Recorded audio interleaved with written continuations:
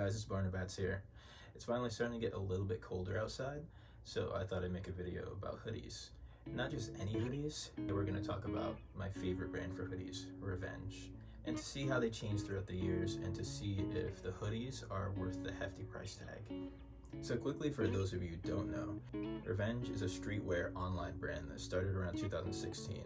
They mostly sell basic like tees, hoodies, hats, and stuff like that. How has Revenge changed throughout the years? At the start of the brand, hoodies took center stage for Revenge, having a collaboration with a rapidly growing musician from the underground to mainstream, galvanized a cult following.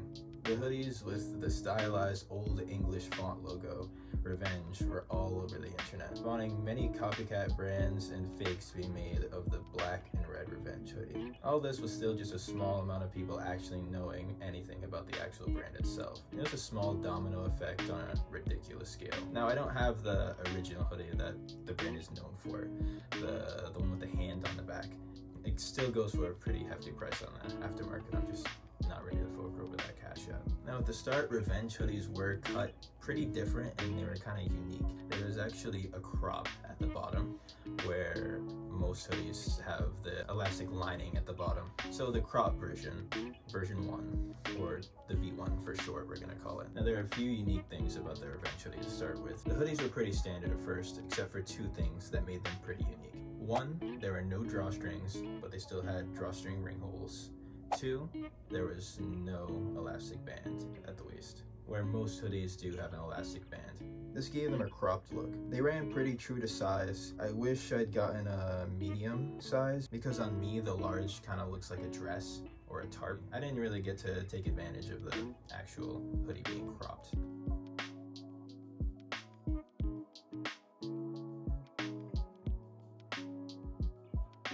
I'm kind of curious to see what kind of looks I could pull off with that now. I do only have one of the first version hoodies, which I'm going to show you right now. This one isn't a large. I'm 5'10", to give you some point of reference. Cropped wouldn't be the first word to come to your mind when you see this, since it's a large, but I digress.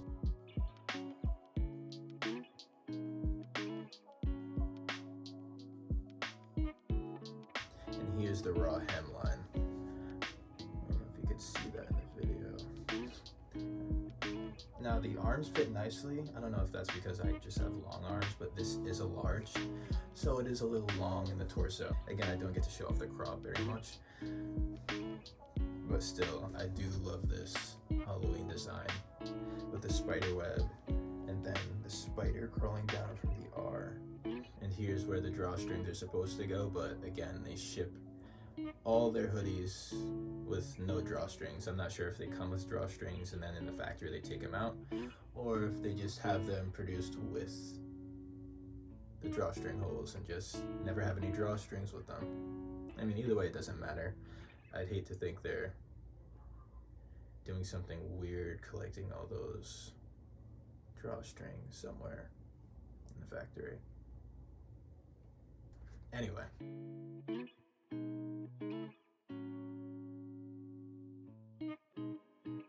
So for the cropped hoodies, they ran with that blank for about 2.5 years before they actually changed it. The brand decided that it was time for a change for blanks or how the hoodies fit.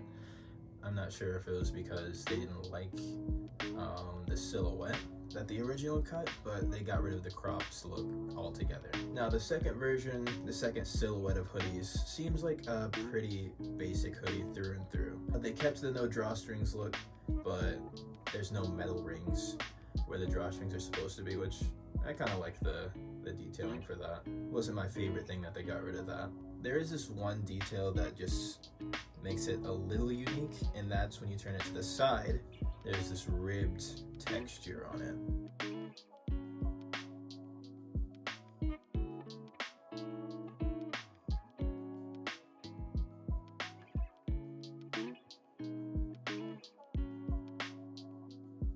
It doesn't stand out too much, but it is an interesting detail.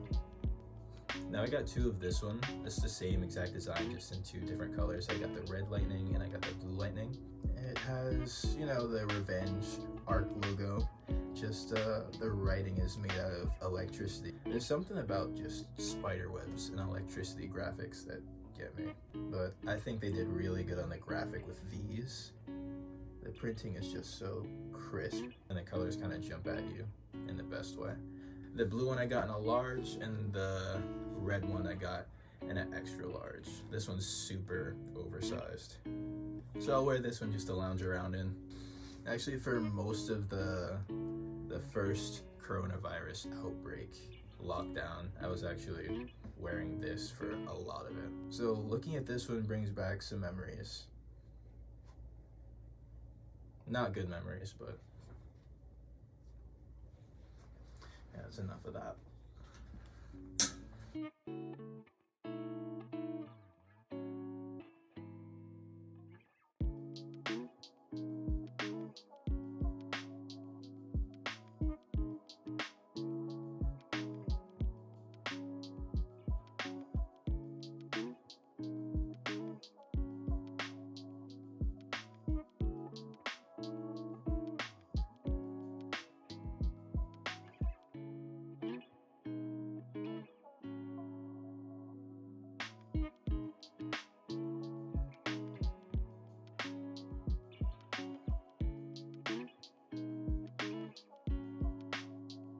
So at this point, in around 2022, I want to say Revenge has been, pretty successful brand for around 4 to 5 years.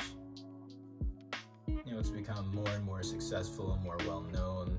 It's still not anywhere near like a mainstream brand like I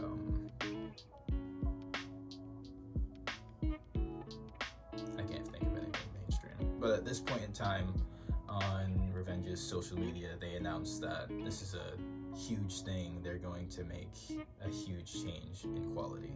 So quality was going to take a first seat when it comes to producing products for Revenge. And with the second iteration of Hoodies, it wasn't really the focus of the products. They kind of just switched the blanks of the hoodies without really telling anybody to see how it went. But now this is going to be the focal point of the product. And it's pretty hard to ignore since the prices actually took a jump with it. So hoodies up until this point, I believe, went from $80 to $90, I think, depending on where you live and what currency you use, to now they were jumping up to $150 for a hoodie.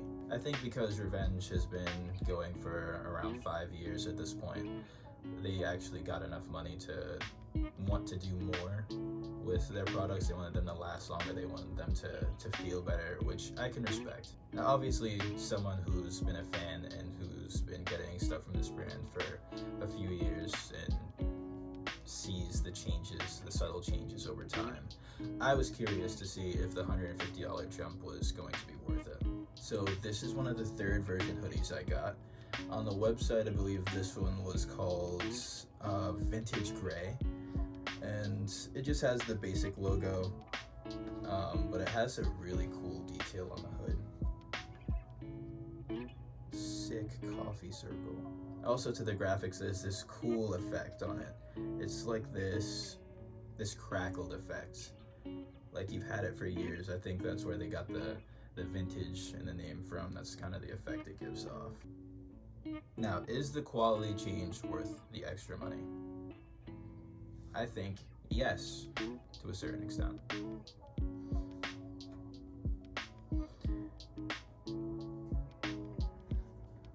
To someone like me who's going to buy this specific one, regardless because of the colorway and the design alone, and also for the purpose of comparing this to the other hoodies I've got throughout the years. But for someone who's just looking for a hoodie with a random graphic, or maybe just like the fit and the quality of a hoodie, I think you could find a similar hoodie for a fraction of the price in about a million other places. Now, the quality feels really nice. It's got a nice weight to it. The seams don't feel like they're delicate at all. It feels like I could pull on it. It feels like I could put it in the wash 1,000 times and it'll still come out looking the same. But this plain hoodie I got from Zara almost 3 years ago feels strikingly similar in terms of quality and texture. And I can pull off the same kind of looks with it, but with the option to actually dress this one up a little bit more since it doesn't have a graphic, it's just a plain hoodie. This plain black hoodie retailed for about $40 at Zara, and at the time I think it was on sale, so I got it for $20, and it's been lasting me 3 years. So there's a rundown on revenge hoodies, how they fit, and how they change throughout the years. Comment down below what your favorite iteration of the hoodies were, the first, second, or third being most expensive. Also, if there's any other brands that you want me to check out, please also leave that down in the comments below. See you next time.